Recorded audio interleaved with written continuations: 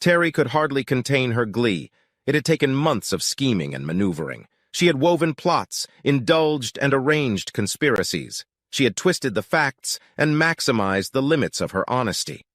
There had been arguments, some escalating into serious fights, but with each one she felt a tiny bit of his resolve slipping away. Sometimes she saw the anger in his eyes. Sometimes it was hurt and pain, but she was ready for it. She knew it was necessary for the next chapter in their marriage. Things would work out for the best in the end, and they would both be happier. She was sure of it. She was doing what millions of other wives before her had done and manipulating him, using the virtues of her body as a weapon. She refused to make love to him or any carnal pleasures for long periods of time and would only agree in the face of a small concession on his part. She was wearing him down. She could see it in his face.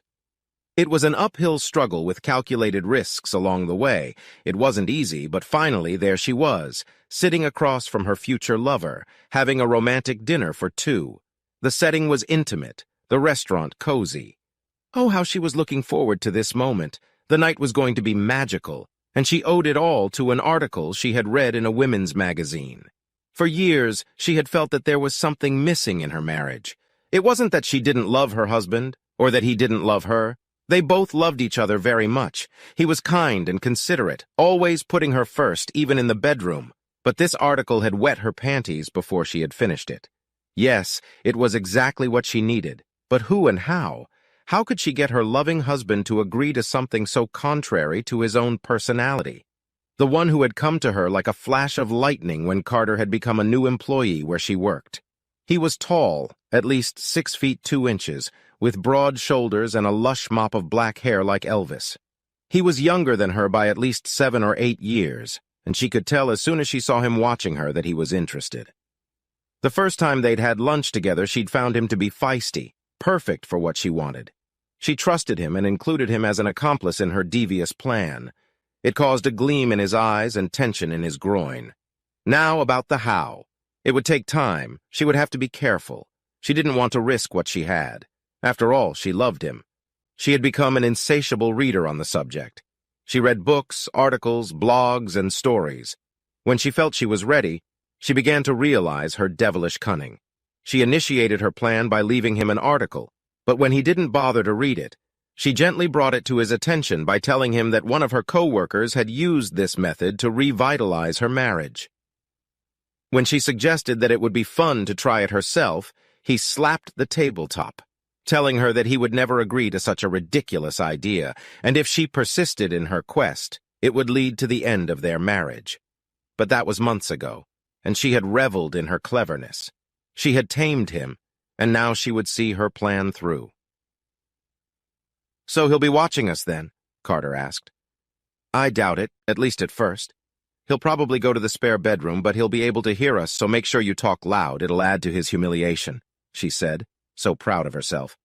"Should I call him a cuckold and a cuckold?" "Oh, of course," she replied with a chuckle. "And you're sure he won't go on a rampage?" "No, he's not very happy, but he won't pull any punches or anything. I know him. Have you locked him in one of those, what do you call them? A chastity device? No, not yet, but it's the next item on the agenda." She couldn't help but grin at the thought of being able to control his orgasms. That's a real power, she pondered. "I can't believe it. When you told me what you were going to do, I never thought you could get away with it, but I have to hand it to you. You pulled it off." She basked in her future lover's praise. After all, there was nothing she wasn't saying to herself. "What did he say when you left? I mean, he knows I'm coming home with you. He knows I'm going to sleep with his woman in his bed. Did he cry or beg you not to come tonight?" "It was a little weird, actually," she said, thinking about his question for a moment. "He didn't do either of those things.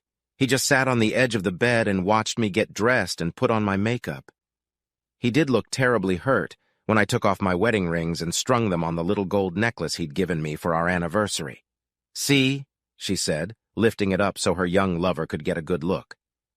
"I told him it was just a symbol of my new freedom and that I'd put them back on my finger when you left in the morning." "He definitely pouted after that," she continued.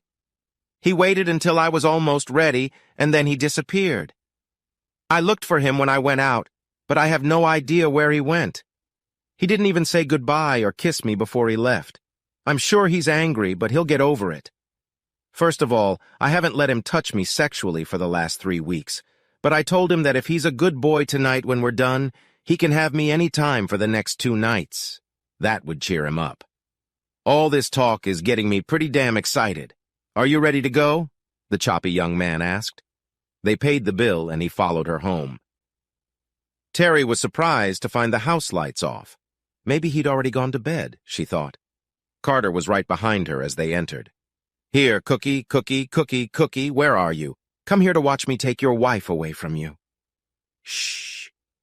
Give the poor thing a break, will you? She said, playfully slapping him on the arm. Why don't you make yourself comfortable on the couch for a minute while I find him? He has an office in the basement. He's probably down there. She opened the door, but the lights were off there, too. Honey, honey, are you down here? She shouted, just in case. There was no reply. Is he down there? Carter asked, wanting to jab her husband's nose at his horn instruction. No, he must be in the guest room. He was probably still moping and went to bed early. I hope he's not in the master bedroom. If he is, he's in big trouble, she said as she climbed the stairs. Terry looked into the guest room, but it looked untouched.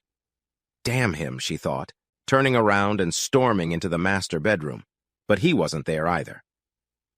So what the hell? She asked herself. It hadn't occurred to her to look for his car in the garage. He wouldn't dare leave. He knew damn well she wanted him here for the night. Just out of curiosity, she looked in his closet and aghast to find that all of his clothes were gone. Oh my God! She screamed. Just then, something caught her attention. He had left it on the dresser, his wedding ring. Underneath the ring were some papers. At the top of the first page was the heading Dissolution of Marriage in bold print. Terry's heart seemed about to burst with pain, tears streaming down her face. What have I done? She asked. Oh God, what have I done? Now she knew what he had meant for the past few months when he had said, No,